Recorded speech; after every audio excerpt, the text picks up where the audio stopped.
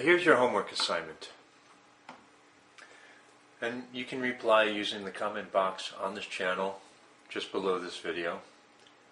And the nice thing about my homework assignments is that you're under no obligation to complete them or do them. It's just something for you to consider. But there in itself is, are you serious about stopping HIV? Do you want to stop the spread of HIV? Yes or no? Well, the homework assignment is rather simple. Go to your local HIV agency or organization, expert or professional, and ask them why they are not telling you about the POZ code. I'm HIV positive since 1983. I'm more than 50 years old. And I'm a private citizen, and I'm the one presenting this information to you.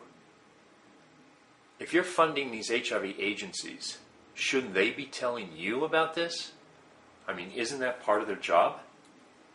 Ask them why they do not support HIV testing and why do they not support status disclosure. These are the two key foundation elements of the POZ code: HIV testing and status disclosure. If they support those two elements, then it's a no-brainer that they take the next step forward and support the POZ code. Isn't this under the heading of empowerment? I don't know. If they have trouble understanding what you're talking about, please refer them to this YouTube channel. Ultimately, it's going to be up to us, the general public, to educate the experts and let them know how they can do their job better. Now here's a bonus question, for our high school students and our university students. These are for extra bonus points. Topic for debate. Debate the POZ code as an HIV status disclosure strategy. Debate the pros and cons. What are the benefits not only to society on a national scale or to globally, but also what are the benefits to the individual? What are the social benefits, economical, and medical benefits of the POZ code? Are there social responsibilities or ethical or moral responsibilities to go with that? Discuss it on an individual level, a national level, and also on an international level. So that's for extra points, and those are for the debate teams. I'm going to have a couple videos coming up with this series. One of them is going to be discussing the last chapter of this book. It's called HIV and AIDS in North America. It's Volume 1, came out last year. It's only 73 pages. It's in paperback. And I'm going to discuss a few highlights that I wrote for this book, which are published. You can get this book online now by going to my website, which is HIV-negative, ub2.net, and clicking on the banner there.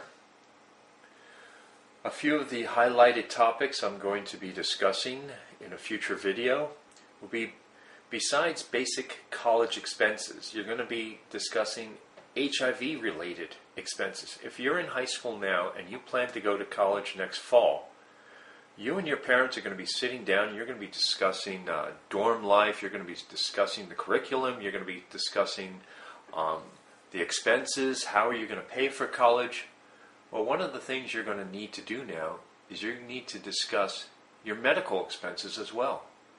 Well, if you're in college and you're away from home for the first time and you become HIV positive, you're going to need to go to the hospital. You're going to need to get tested on a regular basis. You're going to need meds, and you're going to need the unwanted medical expenses that go with being HIV positive. I'm talking from experience. Okay? If I had the choice between positive and negative, I would rather stay HIV negative. But that's not going to work out for me. I'm going to be discussing the war on HIV and AIDS for the 21st century. It's an article I wrote back in 1997 discussing, from my point of view back then, how I saw the 21st century and where HIV prevention was going.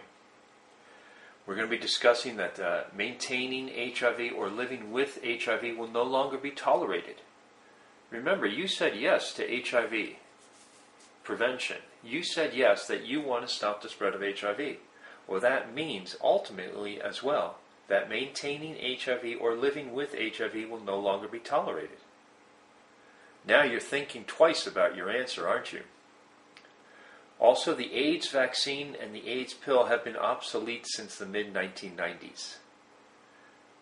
And finally, I'm going to be discussing more broken promises made over the past decade.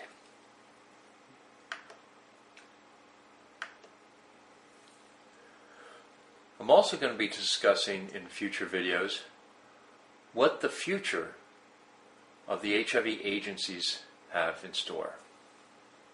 Remember, you said yes to HIV prevention. You said yes that you want to stop the spread of HIV, but did you take into account the end result for the HIV agencies and organizations? Now remember, since the mid-1990s, the spread of HIV has been stopped. New HIV transmissions have been stopped. This is due to serosorting, and more importantly, safe sex serosorting. And what you need to understand is that as this gains momentum and as this international HIV prevention strategy gains popularity, this is physically breaking the cycle of new HIV transmissions, and nobody can deny that. This is a scientific fact. Since the mid-1990s, no HIV-negative person became infected with HIV as a result of safe sex serosorting. Don't take my word for this, check it out for yourself. Meaning that when HIV-negative people have safe sex with their own HIV status, remember freedom of choice, no HIV-negative person becomes infected with HIV.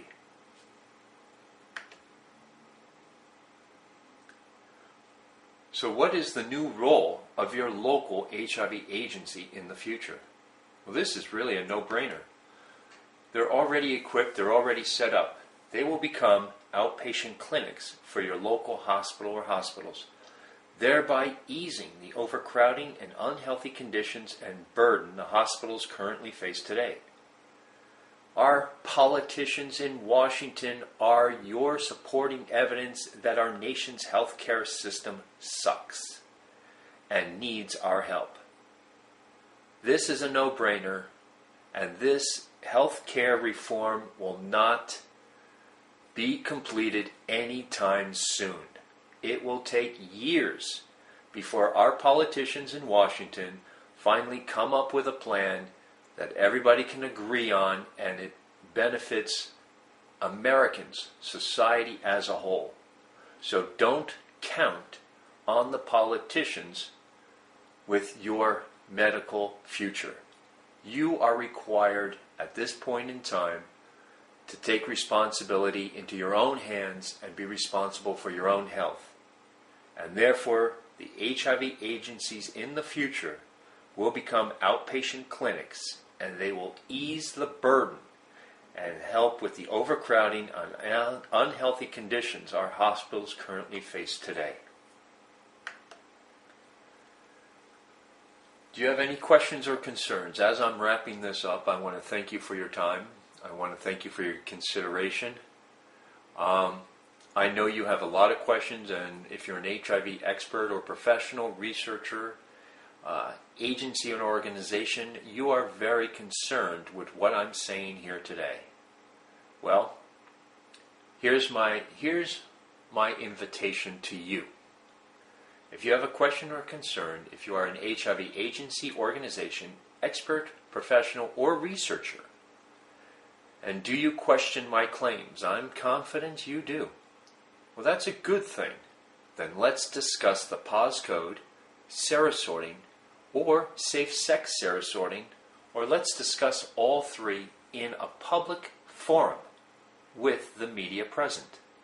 I live here in New York City. You can contact me through my website, which is HIV-negative-ub2.net.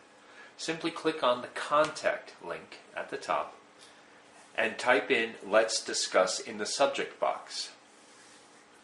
Contact me. I would welcome the opportunity to sit down with you in front of a live audience with the media present and discuss the POZ code, serosorting, safe sex serosorting, or all three in front of a live audience. I'm sure we'll have a lot to talk about.